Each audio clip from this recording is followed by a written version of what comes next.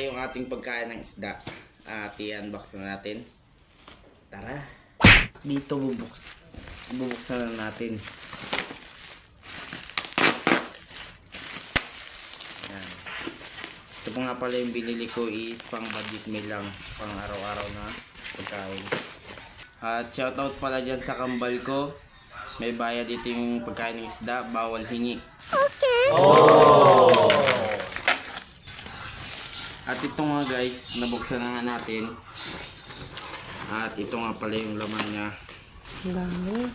Yan. Wow, ang dami. Magkano yan? Ng 200 grams ng inch gold. Yan.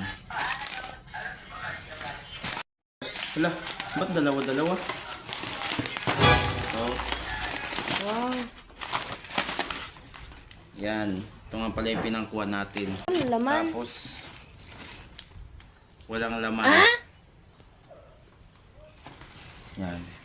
Walang laman yung probiotics. Paano yan? Ginaluan ng tutubig. Wala pa. What? Ito. Ching ching Di wor- ching ko lecha.